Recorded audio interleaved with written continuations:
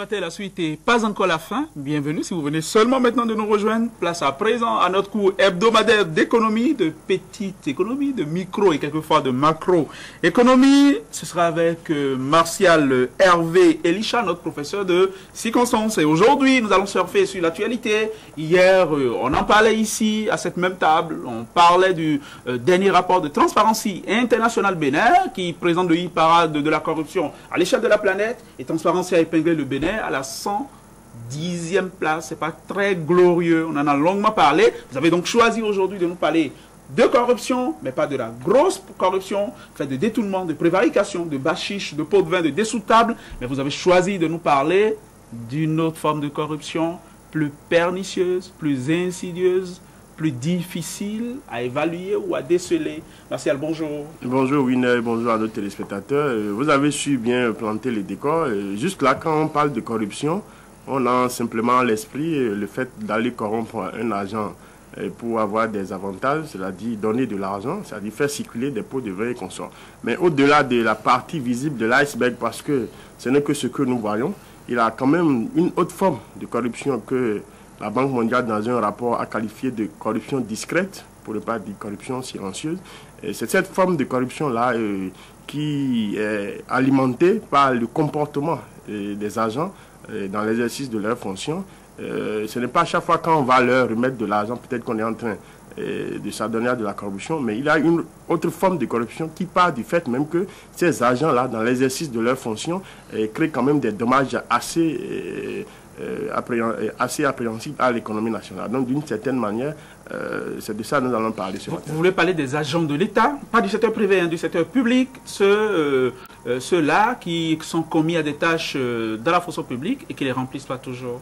Bon, nous avons spécifié le secteur public en ce sens que là, on voit un relâchement de l'employeur pour maîtriser totalement son employé, pour quand même voir ce qui se passe. Parce que dans le privé, le fait que c'est circoncis, le patron arrive rapidement à appréhender les fautifs pour que ça marche. Mais du côté du public, vous convenez avec moi qu'il faut pratiquement un chemin de croix pour appréhender ceux qui ne sont pas dans les rangs. Pour revenir donc à notre sujet d'actualité, on va commencer par des exemples simples pour montrer ce qu'on dit. Vous prenez un fonctionnaire qui se devait de se présenter dans son bureau à 8 heures. Mais si celui-là revient au bureau à 9 heures après avoir fait peut-être un crochet quelque part, d'une certaine manière, il a fait perdre à l'État peut-être une heure de travail, en ce sens que des citoyens ont besoin de ce que lui rend comme service dans son bureau à partir de 8 heures, mais le monsieur n'est arrivé qu'à 9 heures. Donc, d'une certaine manière, il est en train de compromettre le bon fonctionnement de l'économie nationale sans s'en rendre compte. De l'autre côté, vous allez à l'hôpital. Celle qui est là pour vous recevoir, peut-être l'infirmière ou je ne sais n'importe qui, passe d'abord le temps à vous regarder, vous asseyez-vous, on traîne les pas avant de dire mais, votre carnet, ainsi de suite. Donc c'est autant de situations qui, ma foi, on ne peut pas dire corruption si nous nous fions à l'habitude que nous avons parce qu'on ne remet pas de l'argent, mais de l'autre côté, c'est que nous avons un problème d'éthique et de morale en ce sens que vous n'accomplissez pas dans les normes ce pourquoi vous êtes payé. Donc d'une certaine manière, quand même, ce n'est pas directement de l'argent qu'on vous donne, vous créez des dommages à l'économie nationale. Oui, vous dites éthique et morale, ce sont de bien gros mots aujourd'hui. Éthique et morale, vous voulez rire, Martial Hervé Elisha, mais pourquoi est-ce que vous ne parlez pas, ou pourquoi est-ce que le rapport de la Banque mondiale ne parle pas d'inconscience professionnelle, par exemple, d'absence de conscience professionnelle, et préfère parler de corruption silencieuse? On n'a pas parlé de conscience professionnelle parce que des fois on peut juste appréhender la conscience professionnelle d'un agent sur un fait précis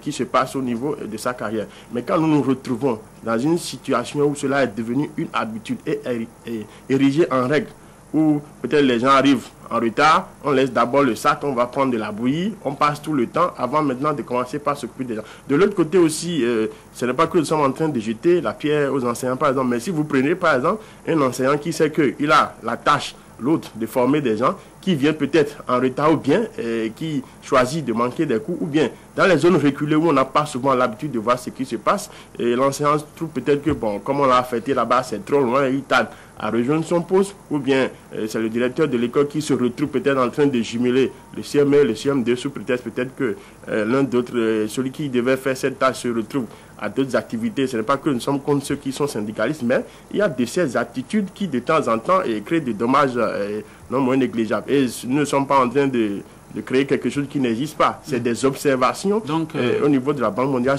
dans plusieurs pays africains qui ont amené à avoir ce que nous sommes en train de vouloir expliquer ce matin. Un manque à gagner qui peut être financier, économique, mais qui peut, et c'est ce que vous nous dites, c'est peut-être essentiellement moral. C'est déjà.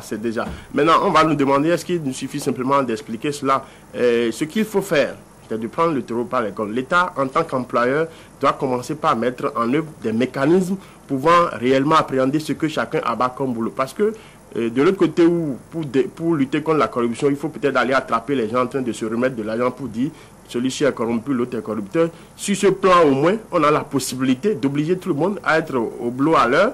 On a la possibilité d'évaluer si réellement celui pour qui la tâche pour laquelle on vous a embauché, vous accomplissez réellement cette tâche. Donc, d'une certaine manière, il me semble que c'est plus facile de lutter par rapport à cette forme de la corruption, quand bien même je ne recommande pas d'oublier l'autre côté où on prend de l'argent, mais je vois que là c'est plus facile, on peut mettre plus rapidement en œuvre des mécanismes pour appréhender directement. On peut faire, je ne sais pas, des inspections dans ces lieux de travail, aller dans des écoles pour voir si réellement les gens sont au boulot à l'heure. On peut même à un moment donné se rendre dans des hôpitaux sous forme d'enquête pour voir comment dans ces hôpitaux-là on accueille ceux qui sont malades. Donc c'est autant de choses qu'on pourra faire. De l'autre côté, l'arsenal juridique pour appréhender tout ça là existe peut-être parce qu'on n'a pas essayé de pousser nos investigations pour aller jusqu'à là. Mais je pense quand même que le législateur a prévu des manières pour évaluer chaque agent qui est en train de travailler dans la fonction publique. Peut-être qu'on va remettre ces instruments à jour ou bien les utiliser davantage pour appréhender cela. Parce que d'une autre manière, cette corruption, on ne la voit pas. C'est pourquoi on l'appelle silencieuse, mais ça a autant de dommages que celle que nous voyons qui consiste à envoyer des enveloppes pour donner des dessous de table. Le citoyen que je suis a sa petite idée par rapport à ce que vous dites là, sa petite solution. Il faut remettre les Béninois au travail. Vous me direz, ça fait quoi? Ça fait démagogie? Ça fait gros? Oui, mais il faut essayer de voir ce qu'on met dans le travail. Parce que quand on dit remettre les gens au travail, les gens peuvent prendre la peine d'aller s'asseoir au bureau, ils sont là à 8 heures, mais le rendement ne doit pas être ce que ça doit être. C'est pourquoi je parle tantôt d'éthique et de morale à la fois. Parce qu'il faut trouver la formule pour qu'on se rende effectivement au travail. Mais quand on est là, il faut faire effectivement ce pourquoi on est là. Parce que les gens peuvent dire, vous nous dites qu'il faut venir à 8 heures. Le gars, ça rend, il peut être même là à 7h30. Mais il met son ordinateur en marche pour jouer au jeu, pour dire qu'il est en train de préparer un dossier le temps que... D'accord. Donc je dirais les choses autrement. Absolument. Il faut une réhabilitation morale. Bon, si cela vous convient. Ou, si je dirais encore mieux, un réarmement moral. Si vous le voulez. Très bien. Sauf que nous avons constaté ensemble, avec Gomassia et Elisha, que la corruption chez nous est un fait culturel et que c'est peut-être même pathologique. C'est devenu simplement une pathologie. Absolument. Marcel et Elisha, merci d'être venu. Merci infiniment. À la prochaine. Et à jeudi, nous allons à présent recevoir François Vincent en 2 temps 3 mouvements, l'espoir. Oh là là, ces meubles, il me faut vraiment les changer.